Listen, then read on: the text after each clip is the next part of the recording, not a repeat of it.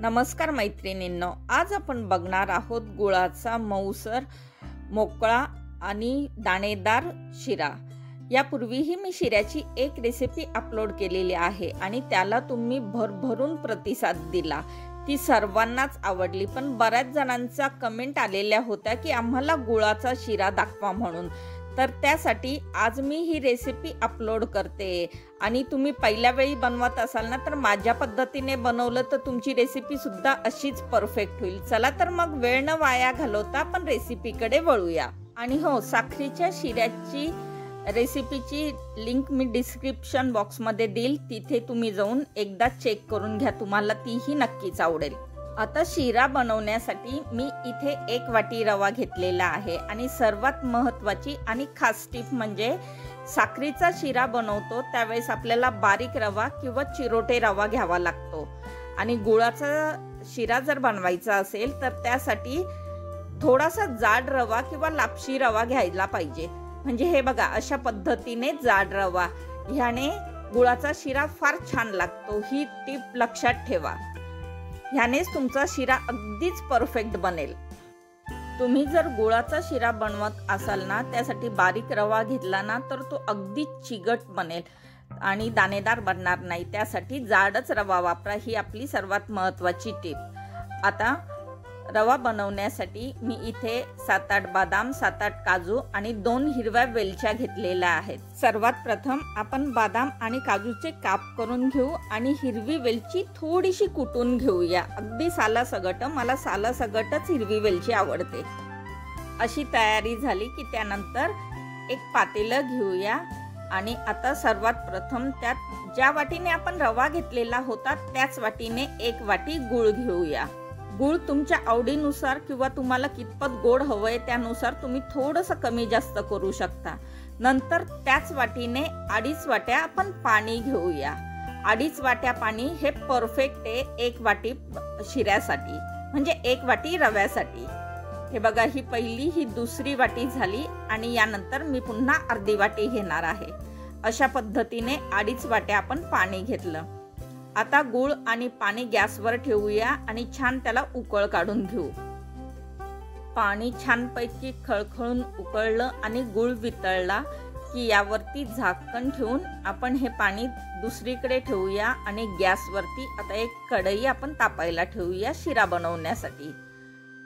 त्यात सर्वात प्रथम अर्धी वाटी आपण तूप घेऊया।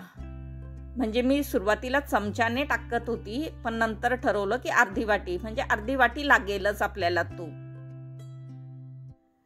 तूप छानपैकी गरम झालं की सर्वात प्रथम आपण बदामाचे काप यात टाकूया आणि एखादा मिनिट तुपामध्ये छान असे परतून घेऊया। एखादा मिनिट बदाम परतून झाले की यातच आपण काजूचे काप टाकून घेऊया। तुम्हाला हवं असेल तर तुम्ही चारोळी टाकू शकता आणि पुन्हा काजू आणि बदाम एखादा मिनिटभर परतून घेऊया आणि त्यानंतर लगेचच तुपातनं बाजूला काढूया।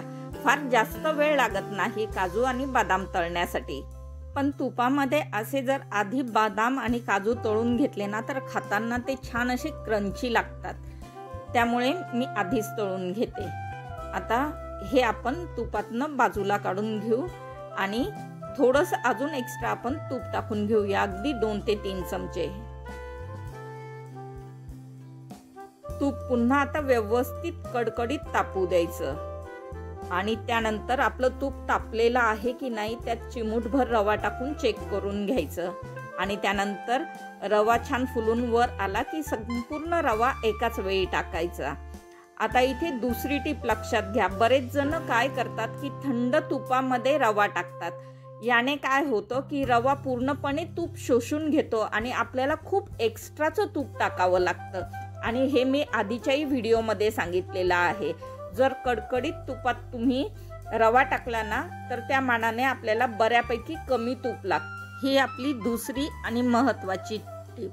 त्यानंतर आपल्याला रवा अगदी मंद गॅसवरती जवळजवळ 6 ते 7 मिनिट भाजायचा आहे आणि टाकल्या टाकल्या रव्याचा रंग बघा असा आहे आणि जसजसा रव्याचा रंग बदलत जाईल ना तसतसं मी तुम्हाला त्याचा रंग दाखवतच जाईल। आणि ही आपली तिसरी टीप म्हणजे अगदी मंद गॅसवरती रवा भाजायचा आणि त्याचा छान असा सुगंध पूर्ण घरभर दरवळला पाहिजे अशा पद्धतीने। आणि 2 ते 3 मिनिटांनंतर हळूहळू रव्याचा रंग बदलतोय, हे बघा तुम्हाला व्हिडिओमध्ये दिसतच असेल। अशा पद्धतीने आपल्याला रवा भाजून घ्यायचा आहे। आणि कुठलीही चांगली गोष्ट करायची ना तर त्यासाठी थोडंसं पेशन्स हवंच। तुम्ही अगदी मंद गॅसवरती भाजला, थोडा वेळ लागेल पण परफेक्ट असा शिरा होईल। आणि हळूहळू रंग बघा कसा बदलतोय। आता जवळजवळ आपल्याला 5 ते 7 मिनिट झालेले आहेत रवा भाजून। त्याचा मंद मंद सुगंध सुद्धा यायला लागलेला आहे। आणि आता तुम्हाला जवळून दाखवते रवा आपला किती परफेक्ट भाजला गेलेला आहे। हे बघा रव्याचा पूर्णपणे रंग पण बदलला आणि रव्याने व्यवस्थित तूप पण शोषून घेतलं, म्हणजे छान असा आपला रवा दाणेदार रवा भाजला गेलेला आहे। आणि साईडने कडेला तूप सुद्धा सोडायला लागलेला आहे। आता मी तुम्हाला कढईत दाखवतेच, हे बघा अशा पद्धतीने तुम्हाला दिसतच असेल साईडला रव्याने तूप सोडायला सुरुवात केलेली आहे। हे बघा दिसतो आहे ना साईडने तूप सोडायला, म्हणजे अगदी परफेक्ट भाजलेला आहे। आणि यावरनंही जर लक्षात येत नसेल ना तर थांबा, मी तुम्हाला ना रवा साईडला घेऊन अगदी मधोमध दाखवते की रव्याने किती छान आपलं तूप सोडलेलं आहे। म्हणजे रव्याने तूपही व्यवस्थित सोडलं, रव्याचा रंगही छानपैकी चेंज झाला आणि रव्याला सुंदर असा मंद मंद सुगंध यायला लागला। आणि इथून बघा तुम्हाला लगेचच लक्षात येईल तूप आपलं नितळून बाहेर येतंय। बस आपल्याला इतपतच रवा भाजायचा आहे, यापेक्षा डार्क करायचा नाही। खूपच जास्त डार्क केला ना तर एकतर आपल्याला गुळाचा शिरा बनवायचा आहे, त्याचा रंग खूप काळपट होईल। बस इतपतच रवा भाजला की आपण जे गुळाचं पाणी तयार करून घेतले ती टाकून घेऊया।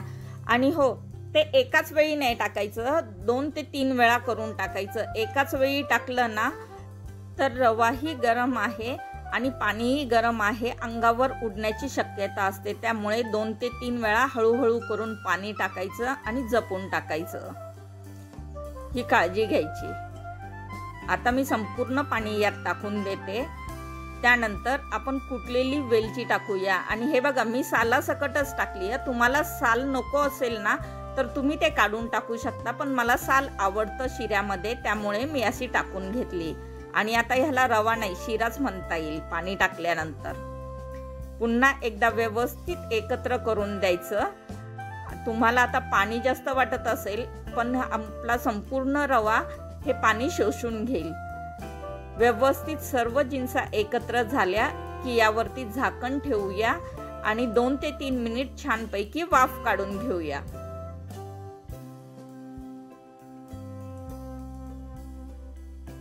आता 3 ते 4 मिनिट झालेले आहेत, आपण झाकण उघडून बघूया। आणि बघा अप्रतिम रंग आलेला आहे आणि किती परफेक्ट आपला शिरा तयार झालेला आहे।